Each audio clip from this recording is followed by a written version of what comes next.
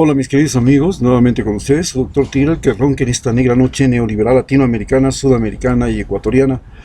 Un consejero de internautas, médico que ha trabajado en los Andes, la Amazonía y la costa del Ecuador en momentos muy críticos de inundaciones, de guerras, de terremotos, y que hoy les va a hacer reflexionar acerca de cómo el coronavirus está desmoronando a Donald Trump y acarreando al mismo tiempo a Lenín Moreno, a Bolsonaro, a Vizcarra, al presidente de Colombia, al presidente de Chile, a la presidenta Áñez. Está hundiendo a todos. ¿Y cómo se sucede esto? Tenemos que entenderlo para entender cómo se produce. Ustedes ven que primero empezó con una tremenda mortalidad y un gran contagio, luego pasamos a un desempleo, luego de estos desempleos estamos entrando a una crisis económica, y de la crisis económica ya estamos pasando a una crisis política. Hay elecciones en Estados Unidos, ya Estados Unidos está enfrentándose al problema de la credibilidad de su presidente, y de inmediato Estados Unidos se está sumergiendo ahora en una crisis social y humanitaria, porque ya la gente está saliendo a pedir comida en las calles, porque hay desempleo. Esto, a su vez, como es Estados Unidos, tiene un país es espectacular como país, indudablemente ellos ven que la salida de todo esto es la renovación tecnológica, los inventos. Entonces ellos inventan vacunas, inventan medicinas. Saben que el momento que saquen una medicina, con la plata que ganan de las medicinas y de las vacunas, van a comenzar a recomponer toda la economía, pero además sacan otros inventos geniales, porque en eso sí tienen esta capacidad de resiliencia a partir de la innovación. Luego de eso, Estados Unidos tiene que entrar en una fase de redistribución de la riqueza, porque el sistema que tenían llegó a concentrar tanto la riqueza en el 1% de la población. Solo 21 familias tenían más del 51% de la riqueza de ese país, y pasar luego de la redistribución nuevamente a un renacimiento de los Estados Unidos. Pero ese renacimiento no es fácil. ¿Por qué no es fácil? Porque Estados Unidos vive la pandemia, como hemos visto, una mortalidad, una destrucción de sus instituciones más seguras, de su seguridad. ¿Cuál era la destrucción de su salud? Consideraban que tenían el mejor sistema de salud del mundo, pero en realidad tenían el sistema de salud más caro del mundo, no el mejor. Confundieron, y siempre es el gran problema de los norteamericanos, que confunden lo mejor con lo más caro. Tienen el ejército más caro del mundo, pero perdieron en Afganistán. Tienen la salud más cara del mundo y la están perdiendo con el coronavirus. Y el gran problema es que cuando muere un norteamericano no es como cuando muere un guayaquileño. Pues un guayaquileño para ellos es nadie. ¿Qué le cuesta la educación a un guayaquileño? ¿Qué nos costó al país la educación de un guayaquileño? Nada comparada con la educación de un norteamericano. ¿Qué le cuesta la salud de un guayaquileño al gobierno? Nada.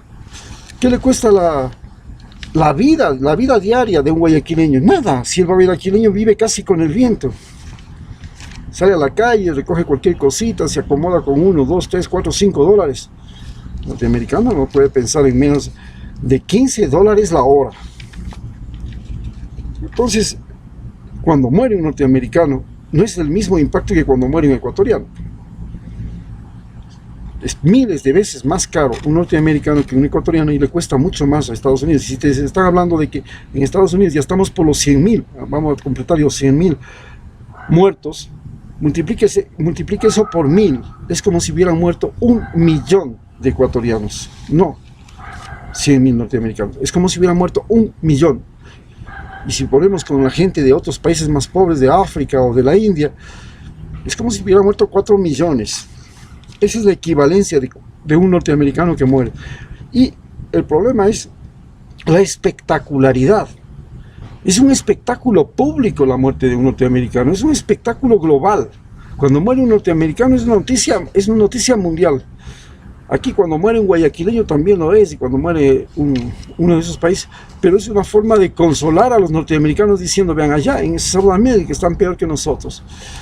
Pero en realidad no es así. Estados Unidos está viviendo lo peor de lo peor. Y claro, frente a eso tienen un presidente que en este momento está cuestionado por todo el planeta Tierra, porque no presenta una capacidad psicológica y una solvencia para resolver el problema. Entonces hay una absoluta pérdida de confianza en su general. Es como si un barco al que usted es el Titanic y de toda la noche a la mañana el comandante se equivoca y se va a dar contra el iceberg. Es lo que está pasando en este momento. El comandante de los Estados Unidos, el comandante del ejército, el jefe del Estado, el Trump, ya no tiene la confianza ni siquiera de su propia población. Algo terrible. No pasa eso con el presidente de Costa Rica. No pasa eso con Putin. No pasa eso con el presidente de China. Ellos han conservado intacta la credibilidad de su pueblo. Pero en cambio, Donald Trump no. Y Estados Unidos ha perdido el guía, ha perdido la persona que les podía ayudar.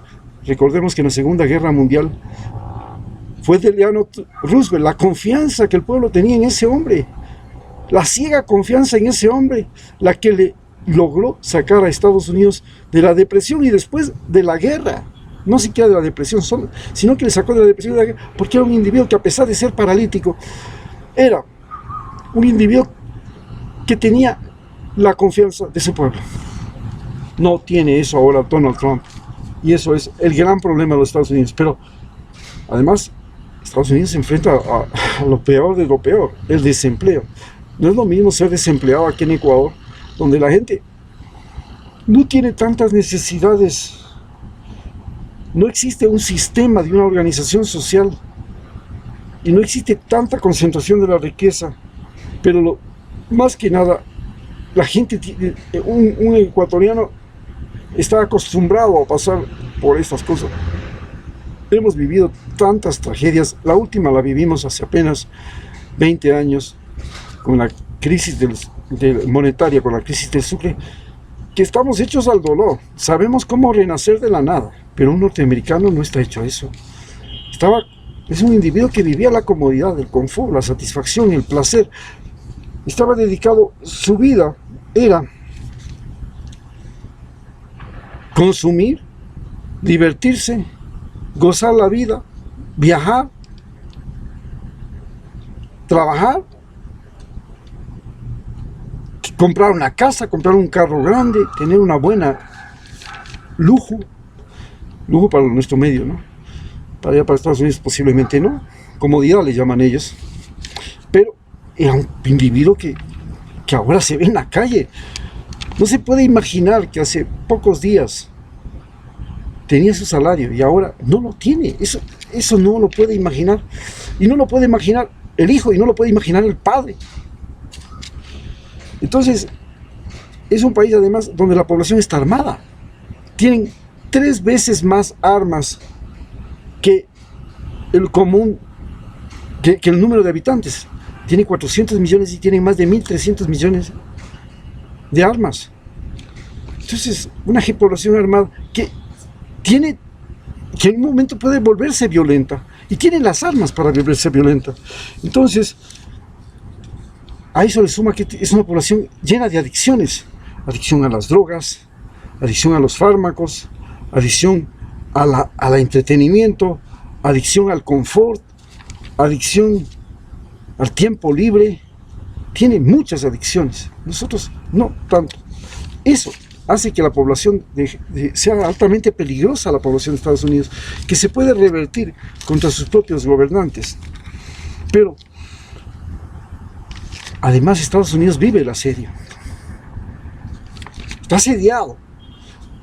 Primero, vemos que nosotros los latinoamericanos, los africanos, los asiáticos, pero más que nada los latinoamericanos, estamos jodidos y nosotros vemos que la única salida es irnos para allá. Y ahora que estamos en esta crisis, hasta a mí me están diciendo mis hijas: deja ese país, porque eso no tiene salvación. Allí la cosa ya está boca abajo. Entonces, Estados Unidos tiene el problema de que el asedio, y me dicen: ¿a dónde me voy? Entonces tengo que... A todos los ecuatorianos que tienen familias en los Estados Unidos le están llamando en este momento, diciéndole: oye, ñaño, aquí la cosa está difícil, ¿qué chance tengo de irme, aunque sea de ilegal, a los Estados Unidos, a España, a Italia? ¿Cómo me las arreglo? En eso están todos los ecuatorianos pensando. Entonces, Europa y Estados Unidos viven el asedio, la invasión. La crisis global multiplica a los invasores. Otra cosa que tienen es que viven una competencia económica con otros países, como los países del sudeste asiático, China, que les han quitado el mercado, pero no solamente que les han quitado el mercado, compiten por las materias primas, se pelean por el petróleo de Venezuela, ahí está la pelea. China y Rusia no quieren dejar Venezuela porque les va a dar materias primas, y Estados Unidos está rabioso porque se le han metido a quitarle las materias primas de su patio trasero. Lo mismo pasa con el petróleo de Ecuador, lo mismo pasa con otras fuentes de riqueza, materias primas. Y entonces compiten ahora contra otros países que ya se han industrializado y que están comprando y están pagando mejor por materias primas. Ya no son las materias primas baratas. Y entonces ahí vive también esta competencia y este asedio. Pero no solamente eso, también vive un asedio militar. Vive una competencia militar que le cuesta muchísimo. Rusia, China, otros países que tienen bombas y armas nucleares, Irán, Corea, todos se equipan. Y también eso significa una carrera armamentista y tener que destinar lo que destina 700 mil millones de dólares a la carrera armamentista, a la defensa que llaman ellos. Es gravísimo. En este momento de crisis es gravísimo. Ese es un peso. Y si dejan de pagar eso, piensan que inmediatamente se sienten indefensos. Eso es otro de los agobiantes problemas que tiene Estados Unidos, que vive el asedio. Y también, por supuesto, vive el asedio tecnológico.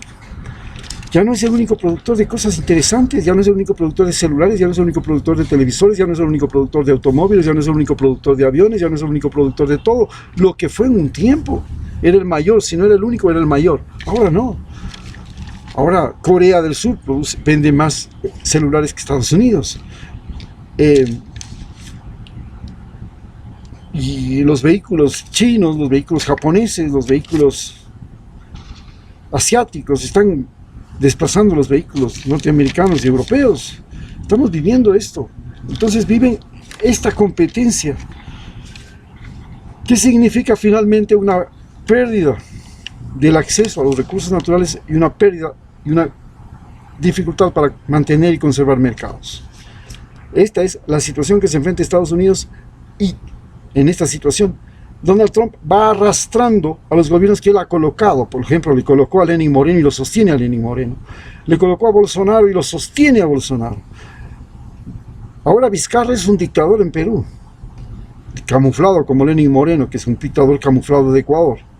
Recordemos que Lenín Moreno copó todas las funciones, todos los funcionarios que existen en todas las demás funciones del Estado son individuos que él los ha colocado o que están a expensas de él.